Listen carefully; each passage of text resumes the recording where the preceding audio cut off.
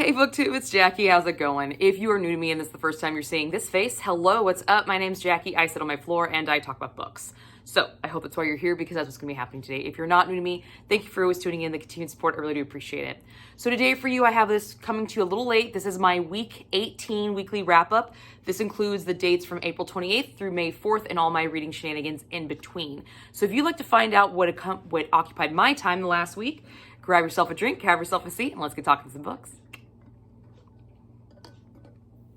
Okay, so week 18, I did complete some stuff. Not a lot, but I did complete some stuff. I also went on a little mini trip with my daughter, which I'll explain.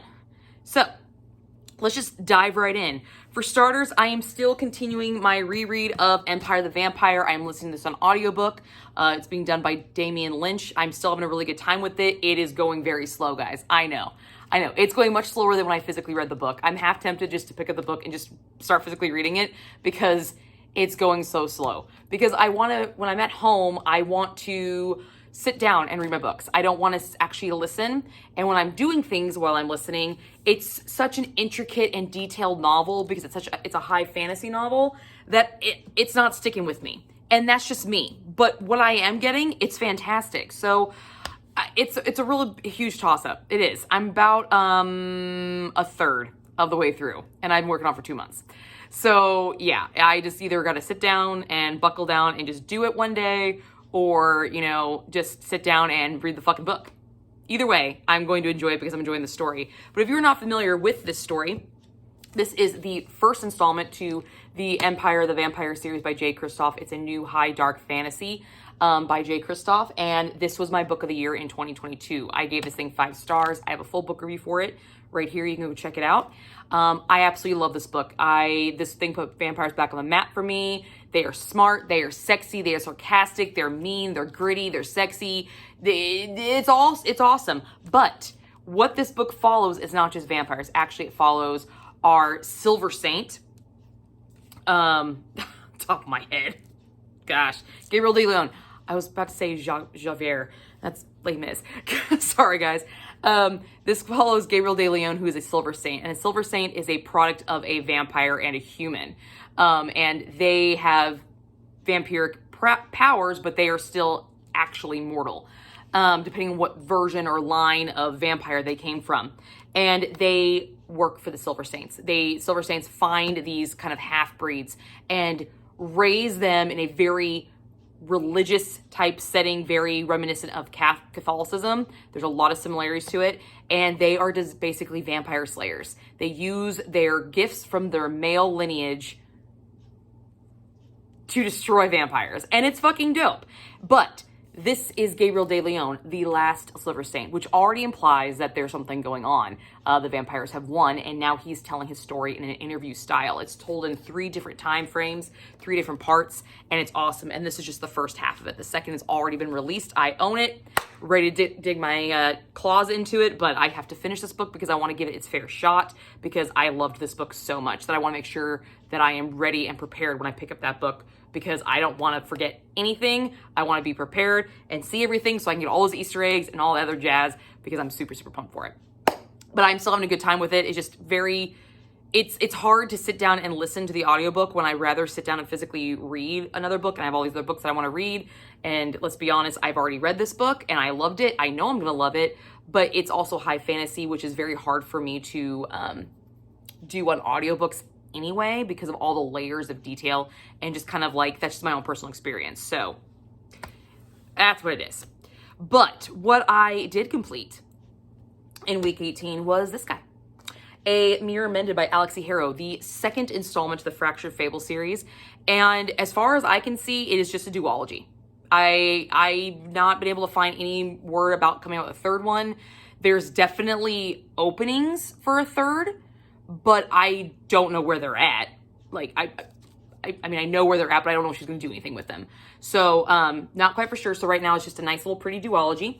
And this is a Sleeping Beauty / Snow White retelling. We go from Sleeping Beauty and we bleed into Snow White. And it was a really nice flip and reverse and twist and all other jazz with this book. I had a really good time with it. Although I did not get as high of a score as the first one. Definitely enjoyed the first one more. We do have some LGBTQ rep in this, a little bit more prevalent than in the first book, for sure. We have graphic language, and we have some cannibalism. Off page. That was a shocker. I was like, what? Where the fuck did that come from? Sleeping Beauty and Snow White. Where does cannibalism fall in there? Read the book and find out. It's not where you think. Because it was not what I thought. I was slightly unnerved. I was like, what? All right. Cool. Awkward turtle moments. Thank you. Awkward turtles swimming backwards. Like, seriously, I was like, all right, cool. A brief summary, though. This is a direct follow-up to A Spindle Splintered, which is the first installment. So you do have to read that one to even understand this one at all. If you read them in reverse, you're not going to have a good time. Could you actually read this one without reading the first one? Probably.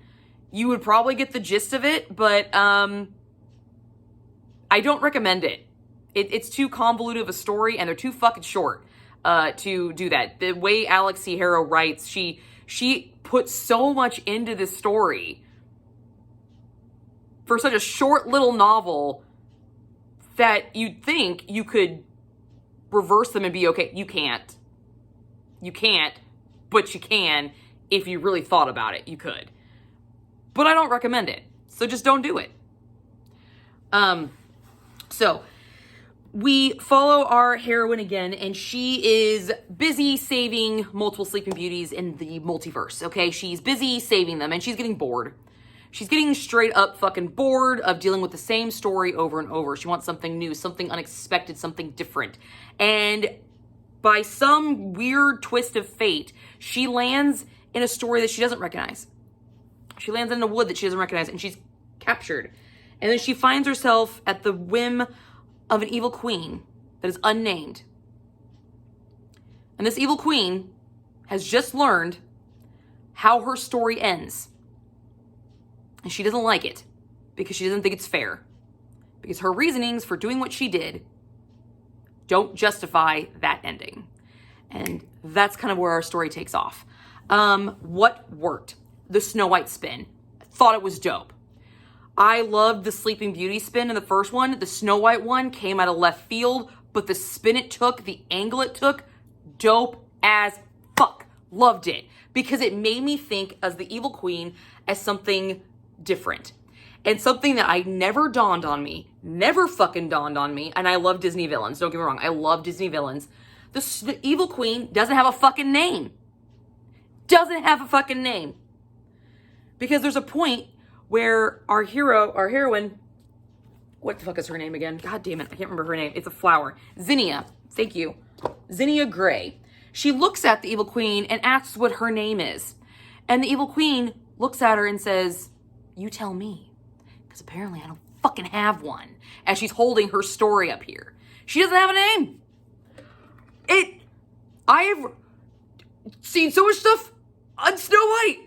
And it never dawned on me the bitch didn't have a fucking name. I was like, what?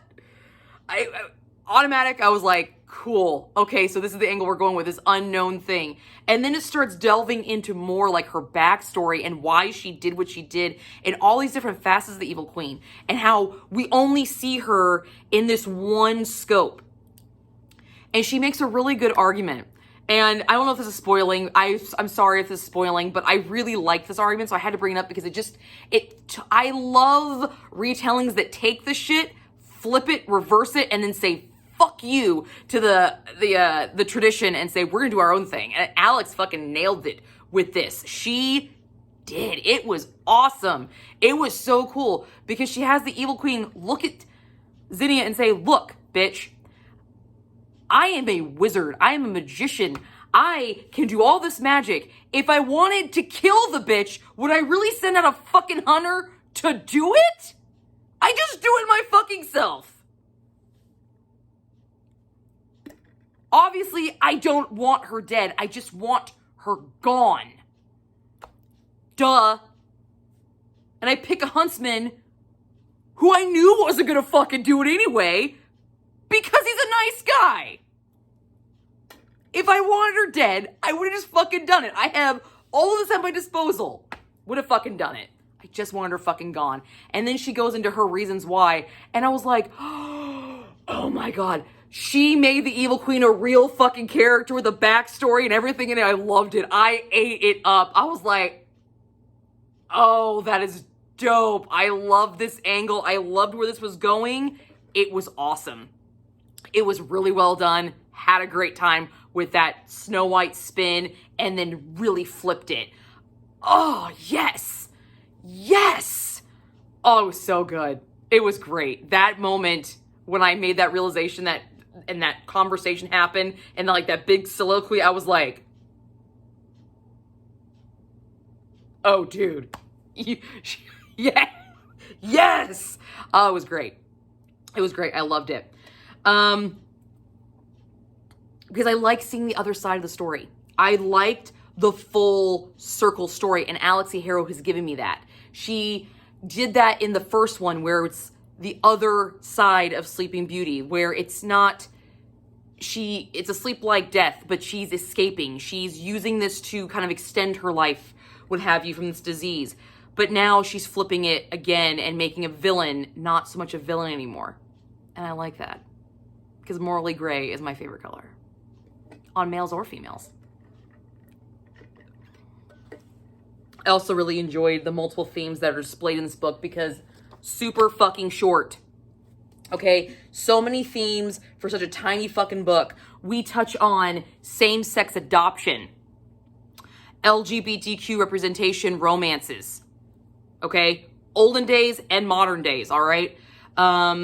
Just outrunning your own destiny, escaping your own fate. Does your story really ever change? Seeing the full picture of scope. You need both sides of the story to actually make a decision on who the bad guy and who the good guy is, because it might surprise you if you know all the pieces and all the facts. I just loved how she took all of these themes and cram-packed them into this little baby book, but yet it wasn't just like forced. It wasn't piled on where it was just like, could you put any more shit in this book? Like, really, dude, come on. I loved it. I loved how she gave you just enough to get your mind thinking about this serious topic, but yet left it so open-ended that you could still formulate your own opinions based off the characters and the traits that they were given. I really, really enjoyed that. I like books that make you think and think outside the box. The philosophical undertones of the story were fantastic. My little I can't talk today. I've been talking all day. My little philosophy brain was like turned on and tuned into like 10. I was like, yes, I'm loving this. I love the moral dilemmas. And do I stay where I've been or do I make a different choice? Because that's all I have control over is a choice. I don't have control over the ending. I have control of the choice that I make. And that's the ending that I'm choosing, but I have to choose blindly. So do I choose the good? Do I choose the bad? Do I choose the middle where I'm kind of both? What do I do? I loved it. I love this if or all these different themes being thrown into the story. I thought it was fantastic, especially since it's so short and how well it was done for such a short fucking book. Thought that was great. There was a lot of other stuff that worked in this book, but if I give it away, if I say it, it will spoil a lot of the big moments in this book. So sadly, I cannot, because I do not want to ruin this, but just understand there's cannibalism and it's not where you think it's at. And that was a twist that I was not seeing coming. I was just like, yes, all of the yes. Not that I'm a big fan of cannibalism, but definitely not what I was thinking. Awesome usage of it. Love the lore behind it. Loved it. Just so you know, that totally worked for me. Totally did. But if I tell you any more about it, it will ruin it. So, some stuff though in this book did not work, and they're kind of the same things that felt that in a Spindle Splinter didn't work. And that is the multiverse component. I really do enjoy this level of time travel, multiverse travel, however you want to call it. I really enjoy it. However, I barely really understood it in the first book. And I carried over that little bit of understanding to this one. And then you add another level to it. Not only could she move around within Sleeping Beauty verses, but somehow she gets transposed into another fairy tale's universe. And it wasn't really clearly explained. Even our main character's kind of like, how the fuck did this happen? And she's trying to rationalize it, but we have no concrete evidence of what really happened and how it happened. So I'm kind of hoping there's going to be other books that might further flesh this out, because it's a really cool element to the story. It literally makes the fucking story. That's how she traverses, is through multiverses. I like to know how the fucking bitch moves around. Give me more of that. I really would enjoy that a lot. But we did get some scope that there has to be some physical element of the story that's a repeat. So for Sleeping Beauty, it was the piece of wood that she would prick her finger on that was in her back pocket. And then for this one, it was the mirror.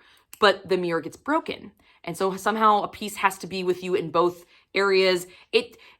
The way I'm explaining it is kind of how it was given in the book. It was just kind of fly by the seat of your pants explained, not really in depth. And I prefer a little bit more in depth when it comes to all that kind of multiverse science-y stuff. That's just me, personally. The other thing about this book that kind of shocked me and annoyed me. So the first one, there was jam-packed stuff too. Super short as well. The first one's about the same size. Actually, I think they're almost exactly the same page count. And this thing, by the way, tops out at 128 pages. Okay, 128 pages. I think the other one was like 128 pages. Might have been a little bit less. But this one felt significantly more rushed than the other one. Now, the storyline that we're going in, there is a time component with it. So I understand kind of the rush with that aspect. But it was how everything wrapped up. That felt rushed. And I didn't really care for that. I was like, you need to extend that just a little bit longer. Give me more of it. It just felt so fast and so quick. And there's some unanswered question, which makes me think that there's going to be a third book in this somewhere down the line. I just don't fucking know how. And I don't know what fairy tale we're going to go with. But I didn't know what fairy tale I was going to go with in the first one either. So I hope there's another one soon, because I would really like to have another one of these, because I really enjoy these. But I hope the next one is not as rushed as this one, because this one felt very, very rushed. Wanted to wrap it all up so we could get to the good stuff. Which the good stuff was there was a little bit more of a spice rating in this one. A little bit more super sexy fun times. Still fade to black. I only gave it a 1 chili pepper. Fade to black female scenes, which was dope. Liked it. Really cool element to that. There's a lot of innuendo. There's some naked fighting. There's a little bit more adult content in this one than it was in the other one. But still super dope time. Had a great time with it. Gave it 3.5 stars. Yeah, I had a good time with this one. Very much enjoyed it. Hope there is more, but currently right now this is the end of the series. So that's a series I finished, guys. Can we get a moment? Can we get a fucking moment? Hell yeah, Jackie finished a series. All right, we're good. Yeah. I finished a series of books that were only 128 pages. I'll take my wins, but I can take my wins, guys. Let me have it, all right? So, the last book I started, but I have not finished it yet. As of this week ending, okay, just by the way, as this week is ending, because I'm on a roll now, guys, is The Last Field Party by Abby Glines. I started it in week 18. This is the 7th and final installment to the Field Party series. This one, it was not what I was expecting. It is a collection of short stories featuring all of our couples, because all our couples come back and we get all of our unanswered questions answered. At least we're supposed to.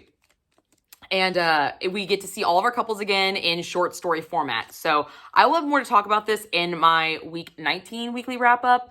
But just know that when I was reading it in week 18, I was loving it. And I was totally down because she went off the rails. For Abby Glines, she went off the rails. So I like it. I like it when we go a little crazy. It's the final installment. Have some fun. Go big or go home, right? So yeah, there'll be more to talk about in that one, but I did start reading it in week 18, and I was very, very happy with what I was reading. So, last weekly wrap up, I promised a book haul, but I didn't do it because I talked so much about the other books. So I'm gonna do it now. So, surprise, we have a book haul. Yay. So let me just gather my things. They're all right here, and then some are right here. So let's do this. So, to start off the book haul, I would like to show you this book that I purchased when I was in Chicago with my daughter. We drove to Chicago and we took the interstate that now takes over Route 66, and we stopped at a Route 66 attraction because I think they're fun. I think they're just a good time. And I found this when we went to the Torture Museum in Chicago, and I picked it up, and I thought it'd be funny to like maybe try to find some of these places and go see them for our little adventures. Because me and my daughter are going on little adventures. Like we just had one during week 18. We went to a place called Casey, Illinois, and I got to see 10 or 12 of the world's largest items, including birdcage, right here, rocking chair, right here, wind chime, right there, and just some other large and in charge things. I also played Pac-Man on the world's largest Pac-Man machine, and I fucking lost because I suck at video games. But yeah, it was a good time. And I also saw the world's giant mailbox, right here, that you could actually, yes, Becky, you can mail letters in there. There is a drop box in it that you can actually mail letters from. So it's been confirmed. But yeah, good times with there. We got to see a lot of really cool stuff. I plan on going back there. It was definitely a really fun trip. We even saw flying pigs. Yeah. So that was my little road trip, but it all started when we went to Chicago and I picked up this book. So hopefully me and Lizzie will get to go see some of these sites because we do like haunted stuff. Haunted stuff is always fun. And some of this stuff is actually fairly close to me. So we might try those places first. But I always like finding these like random tidbits of history. This is the history that I fucking love because this is the stuff that sticks. And I love this shit. I love it. So definitely a nice little book to add to the collection, little travel guide. How you go? All right. So I went shopping at Barnes & Noble, got some books. This is an Amazon haul. Not a lot, but we do have some stuff. So let's start off with this guy. So this is a series, not completed yet. I haven't got the rest of the series, but I really thought it looked cool and it sounded interesting. And this is the Boys of Tommen series. And I got the first 4. So we have Binding 13, Keeping 13, Redeeming 6, and Saving 6. And from the little brief blurbs on the back, I'm guessing that these numbers are like jersey numbers of guys. So these might be sports romances, maybe. I don't know. I just thought the covers looked really fucking cool, and they had all the books. It turns out there's another like duology of 7, I think is the other number, that I need to go get to, but they didn't have the 7 one when I was there, so I just got the first 4. But I'm excited about them. I have heard really good things about Chloe Walsh. I was told that she writes really, really well. So I'm excited. We're going to see. We're going to see. But so the first one is this one, is Binding 13. And he is a rugby player. Yeah, he's a rugby player. So I like rugby romances. Woohoo! We like variety. So yeah, that's the first series I bought. Yay! They're chunker books too. Chunky monkeys. The next book I got was the continuation of the Monsters and Muses series by Sav R. Miller. And this is book 2, Vipers and Virtuosos. I read Promises and Pomegranates last year. And I want to say it was last year or it was the year before. But that was a Hades and Persephone retelling. And this one does follow the first book because there is a cliffhanger ending at that book with like a new couple. And I think this one is supposed to be Apollo's story. I think. Don't quote me on that. But I think it's musician inclined. Otherwise, the Promise and Pomegranates one, he was a doctor, I believe. Yeah. So yeah, this is a musician one. So I liked Promises and Pomegranates. I had a good time with it. I really like the dirty talk in it. So hopefully I get some good stuff in this one too. But I wanted to continue with this series, and now I have the second book. If I can do that. We love that. This was a gift for my husband. I've been eyeballing this duology for a while, and I convinced him to let me buy it, which is always fun. We always like that, so I got it. And that is The Divine Rivals and Ruthless Vows by Rebecca Ross. I believe these are YA. Yeah, I got some YA stuff in here, guys. I know, go figure. The binding, the Chloe Walsh series is YA too. So I don't know what's happening. I don't know. We're just gonna go with it. We're just gonna go with it, guys. But I'm super excited about this because I've been eyeballing these books and I've heard really good things, and I like the idea of like a duology. Don't get me wrong, I love series, but a good solid duology, I'm always on the hunt for a good solid one. One that's like, start me out, give me some shit, end some shit. All nicely wrapped up package. I like that. So I'm hoping that this is what this is. I hope this is a duology. I've heard it's a duology, so we will find out. But I have both of them, so I can marathon them whenever it gets time. I say that every single video. I can marathon them. I never marathon series. We all fucking know that. But I'm going to keep saying it because one day I might. This next book I picked up because I was in a thriller mood. I've been in kind of a thriller mood lately. Like, that's what I've been, like, drawn to. Unless I find something just, like, really just catches my eye if I want it for a while. And this is Mary, An Awakening of Terror by Nat Cassidy. This is about a woman, a middle-aged woman, who moves back to her hometown and is hoping to kind of reconnect with herself after some shit has happened to her. And she discovers that, like, she's being possessed by a serial killer. Through writings, I think? Yeah, let me see. Fired from her job in New York, she moves back to her hometown, hoping to reconnect with her past and inner self. Instead, visions of terrifying, mutilated specters overwhelm her with increasing regularity, and she begins auto-writing strange thoughts and phrases. Yeah, there was writing about it. Mary discovers that these experiences are echoes of an infamous serial killer. Then the killings begin again. Mary is definitely going to be finding herself. Yeah, sounds awesome. Don't want to read it, but I was in a thriller mood, and this is what called me, and I really liked this cover. I really like this cover. I know it's very simplistic. It's just a chick in a bathtub, but I like this. I thought this was awesome. Not beautiful, but very striking, and it caught my eye, and I liked it. Let's see. Oh, I got this one. This book was in... Okay, so I found it in fantasy, and I found it in romance. I found it in two different places. So, yeah, it's, fantasy romance. But I didn't find it in the fantasy romance section. I found it in the romance section and the fantasy section, not the fantasy romance section. Just go figure that one out. But this is How Does It Feel by Jeanne O'Reilly, the first book in the Infatuated Fae. So, Fae romance, I thought it sounded really cool. Listen to the back. A forbidden obsession, unyielding family allegiance, 3 deadly challenges. I love a good challenge kind of thing, contest. I think that stuff, I like that kind of trope. I think it's fun.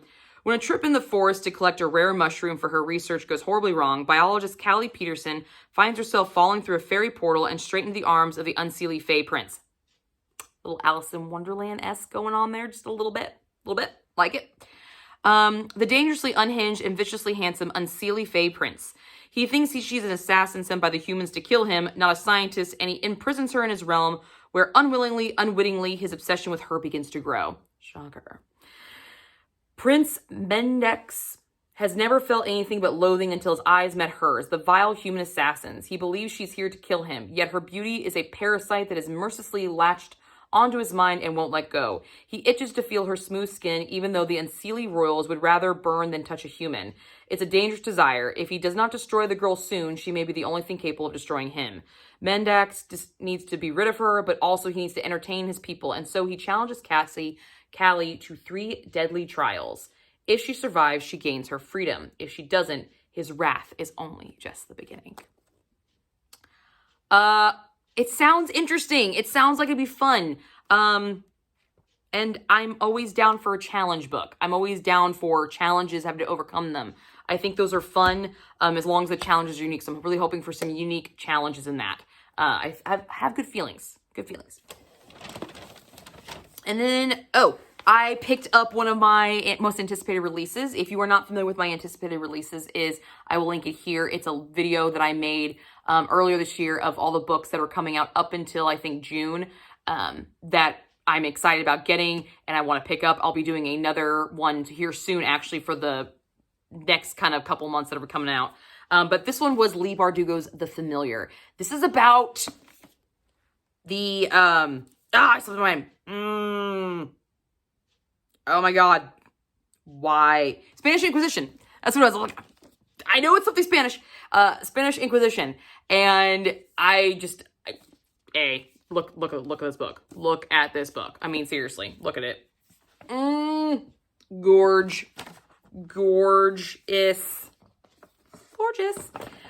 Feeling gorgeous. Yeah, it's awesome. Just the way this book looks. And I just was really excited about this one coming out because of what I've never read a book about the Spanish Inquisition, and I've never read a Leigh Bardugo book, but I've heard that she's very talented, and I have really wanted to read the Ninth House series. I think that's the one that I wanted to read.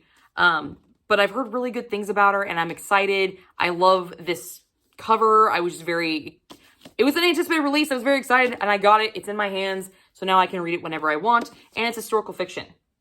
So, historical fiction with, like, some magic. I mean, yeah, this sounds fucking dope. So, yeah, sign me up. Sign me up, and it's got the sprayed pages.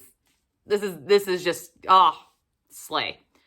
Yes, I totally just did that, and I know my daughter is cringing wherever she is at because she heard me say that. Because apparently I'm not supposed to use her lingo. Whatever. Anyway, next bag. So I did get some more books from another Barnes & Noble trip, and that's what these are. And these all kind of have a sort of similar theme. I would walk around Barnes & Noble, couldn't figure out what to buy, and then I just started grabbing at stuff, anything that kind of like just gave me something to hold on to, something to feel. And the first one I grabbed was Anne Patchett's The Patron Saint of Liars. I read Anne Patchett's Bel Canto, and I loved that book. If you've not read it, you should probably go check it out. I have a full book review for it here. It's an old one back from 2016 when I originally started my channel, so don't judge me. I'm still in my apartment. I'm little baby Jackie. You can go check it out, but it'll be linked there.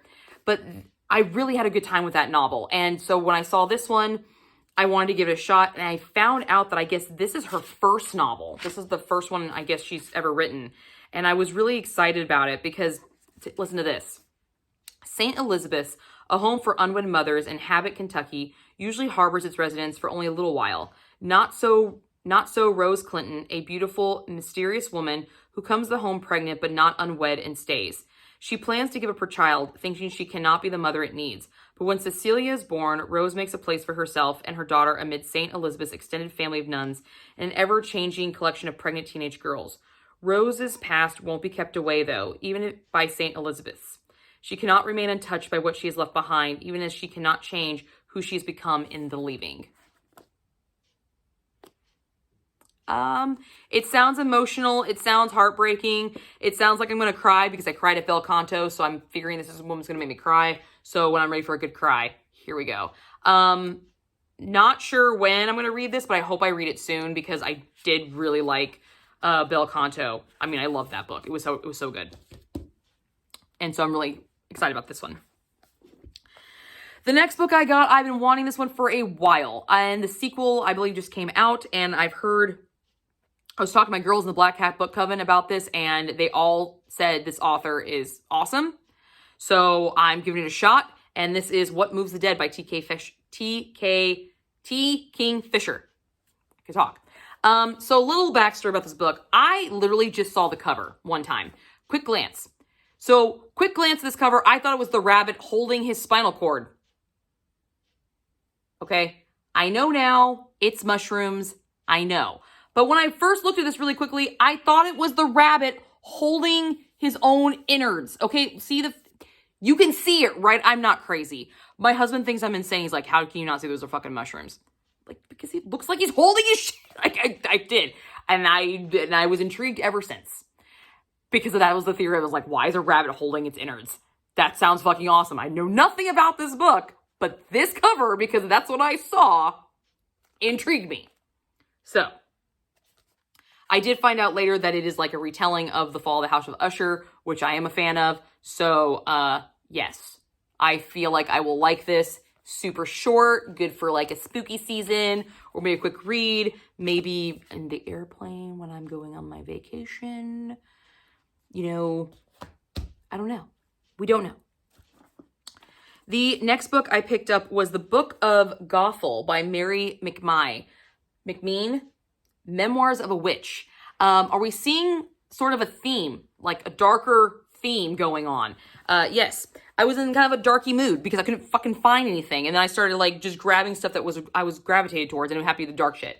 But this book follows, okay, so we have Germany, 1156. Shunned by her village of her unusual fainting spells and black eyes, young Halliwise, only solace lies in her mother's stories of witches, magic, wolf skins, and ancient mist-cloaked towers. When her mother dies, she sets off through the woods for the mysterious Tower of Fable, Gothel. There, Halliwise discovers a haven, a safe refuge for women like her and for those who have lost their way in a harsh world of men, a place where magic lives and where the fairy tales of her mother's stories have more truth than she's ever imagined. I thought this would be great for the Black Hat Book Coven, so I'm hoping that when it's time to go pick up our next round of books, I might choose this one. But this was not the only one that I thought like, wow, this would be awesome for the Black Hat Book Coven. So maybe just another spooky read, because this other one, really excited for. I think this will also be a really good Black Hat Book Coven book. So I don't know when it's time for us to pick our books again, which one I'm going to go with. But this is the Briar Book of the Dead.